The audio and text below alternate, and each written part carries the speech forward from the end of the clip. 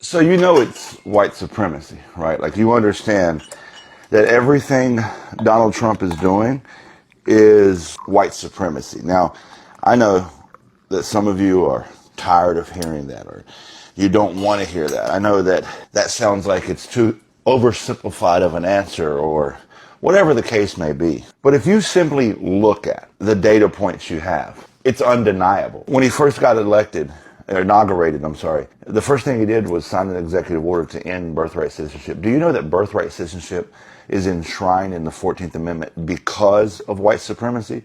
Because prior to the 14th Amendment, enslaved people were denied birthright citizenship under the Dred Scott versus Sanford case.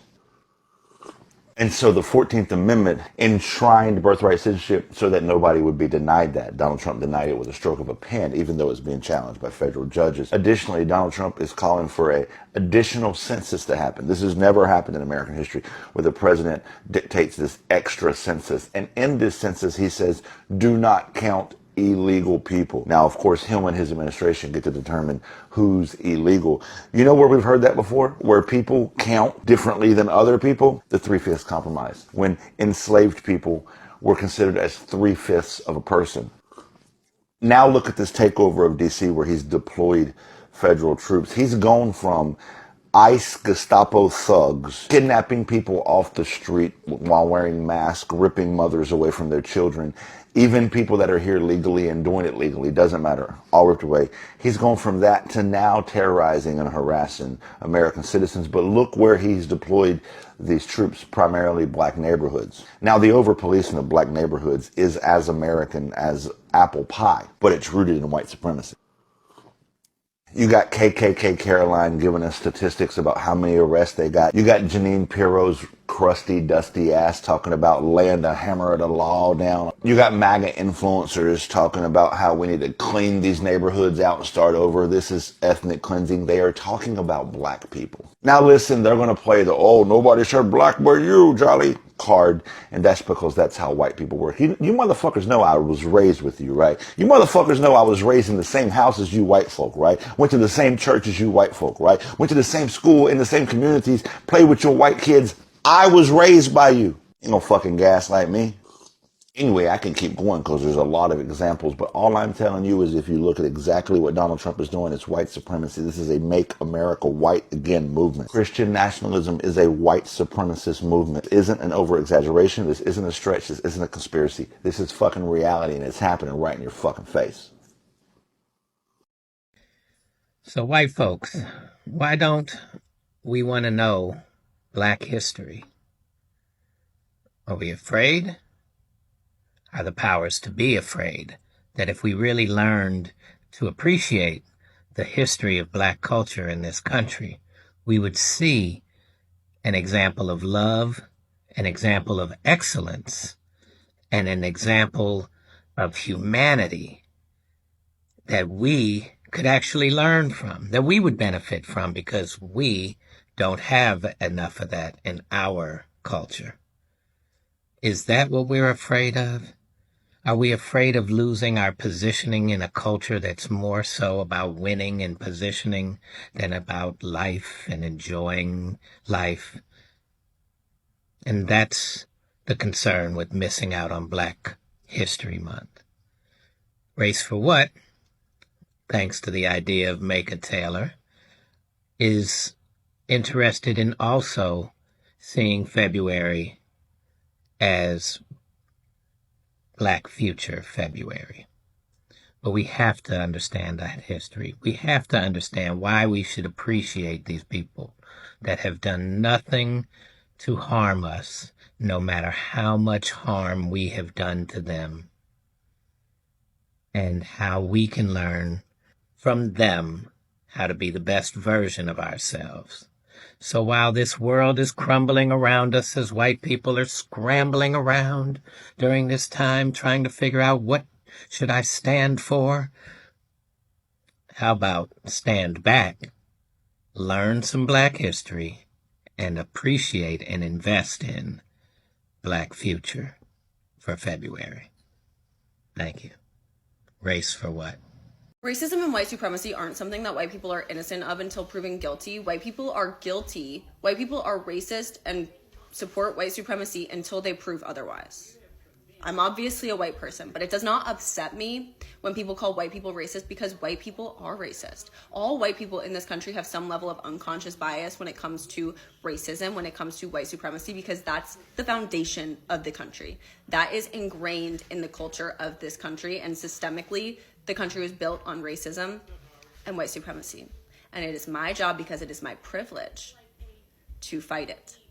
It does not upset me when people generalize and say white people are racist, because if anyone is questioning whether or not I am racist, that's a failure on my part, right? That's where the onus should fall. It should fall on me, because I'm not doing enough to prove that I'm not racist, that I do not support or condone white supremacy. The onus is always going to fall on the oppressor, not the oppressed. White people need to talk more about race with their family and community. I know that this sounds counterintuitive because your feed is probably filled with white people talking about race when it is obviously an issue that affects people of color, but the problem is that it's perpetuated in white families in ways that they do not realize. I am trying to call out the racism that is either explicit or implicit among white circles. People act racist a lot of the time behind closed doors, which is something that I, as a white person, see a lot. It doesn't matter if I'm in Chicago, if I'm in rural California, if I'm in rural places, generally speaking, white people are racist in the US. And sometimes in ways that they don't even realize. So my goal with my content is to see this, to report on it, to encourage white people to evaluate critically what that means. Although it might seem like I am trying to take away voices of people of color, I'm not trying to speak on the effects of racism or anything like that. I'm trying to talk about how it's systemic and encourage other white people to evaluate their biases, because I understand this because of the environment I was raised in, which is very conservative. Why do you think white people get almost double angry with white people who speak out? I believe that the most threatening thing to a white supremacist is not a person of color, it's a white person who disagrees with them. Because white people listen to white people instinctively more than they listen to people of other races.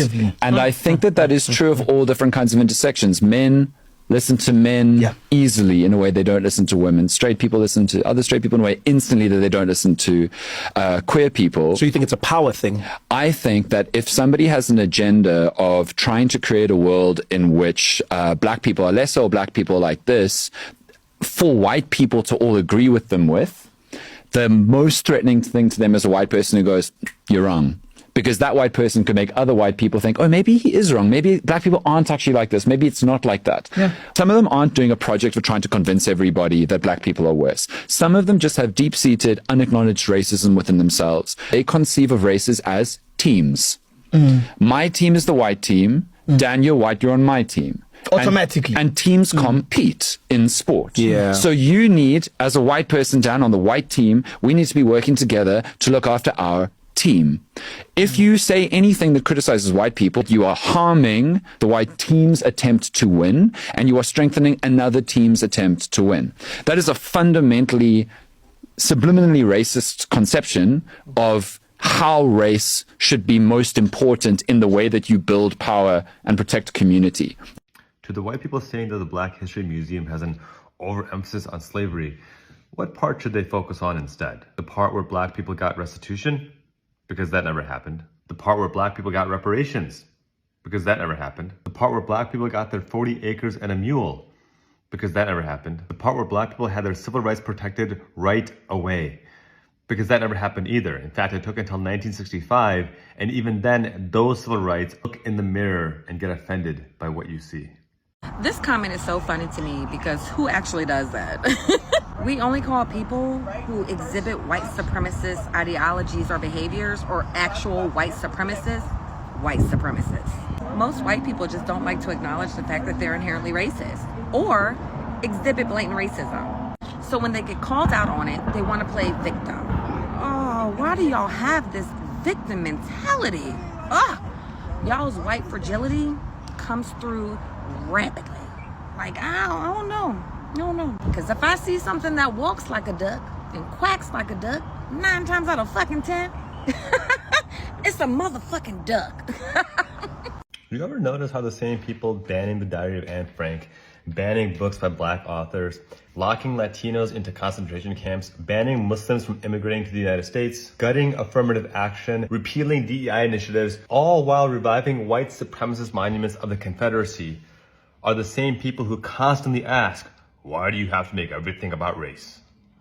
White people hate being called a racist, but they don't hate racism. The word racist set them off.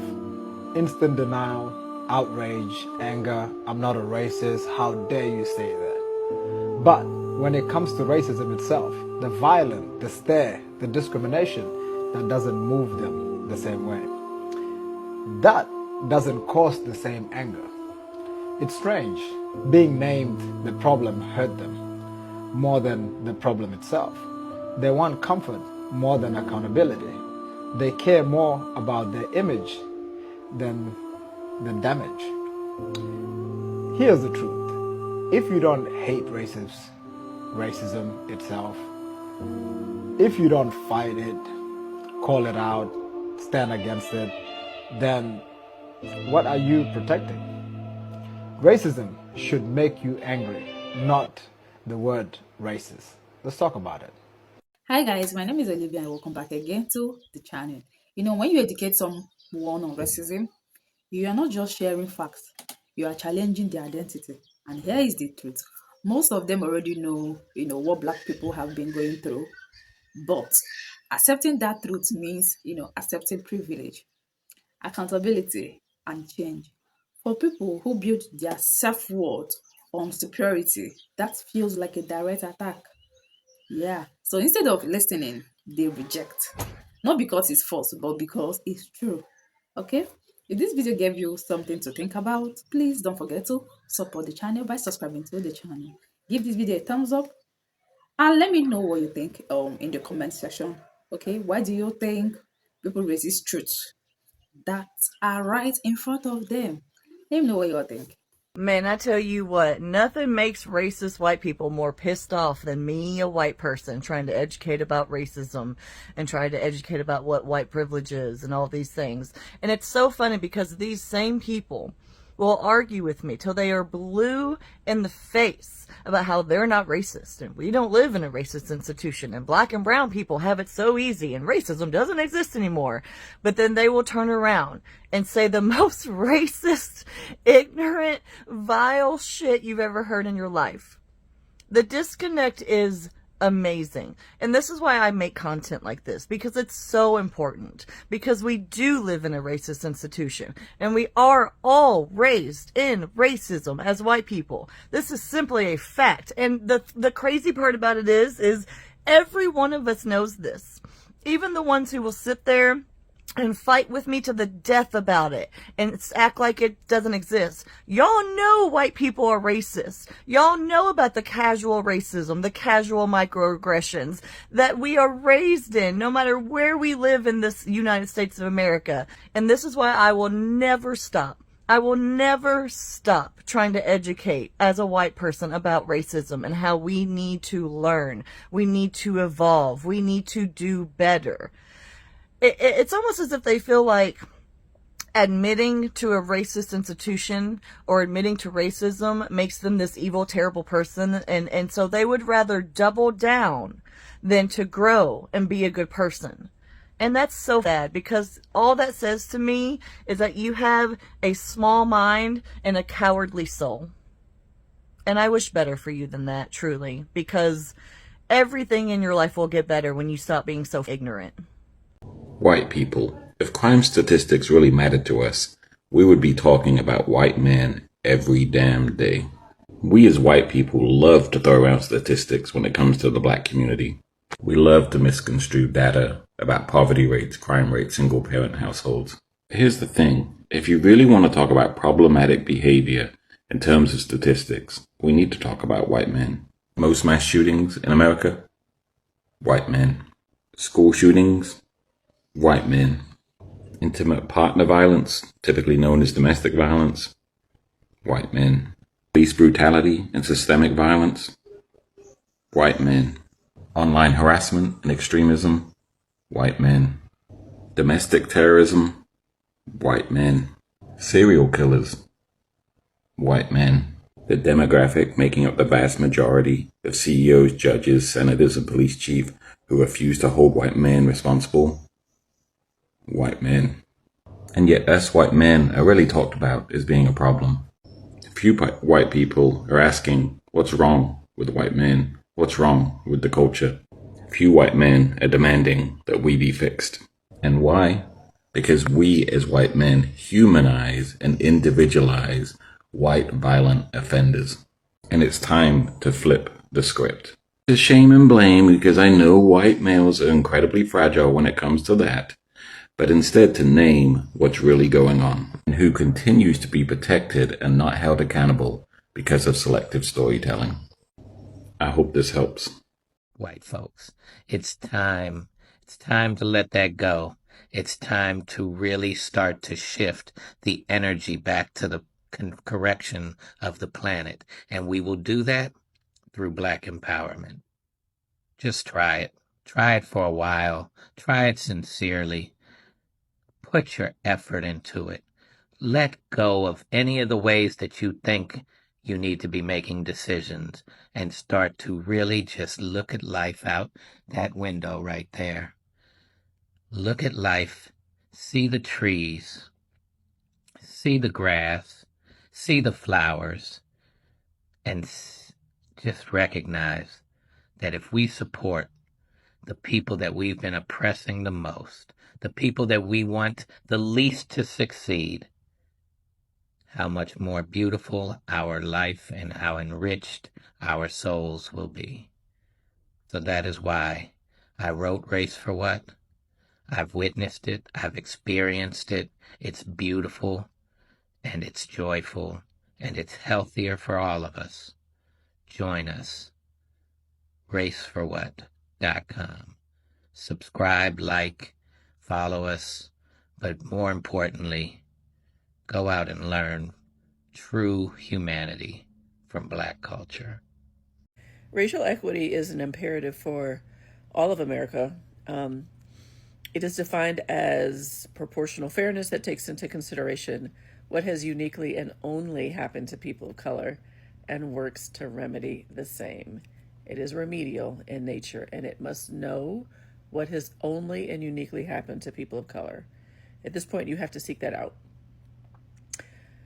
But what's equally important is that white people have other conversations with other white people about these concepts and these ideals and the urgency of this. By 2045, America will be a majority minority, and that has economic consequences for all of us. It has geopolitical consequences, G7 footing consequences, macroeconomic and fiscal policy implications if the majority of our citizen body just cannot access the fullness of the fundamentals of how America works because of isms, then that means the entire country suffers. So, white to white advocacy is what I want you exclusively focused on. White sisters and brothers.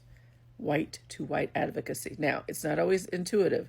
You don't always know how to start these conversations. So we've got some conversation cards that are available. Click the link in Linktree and get them.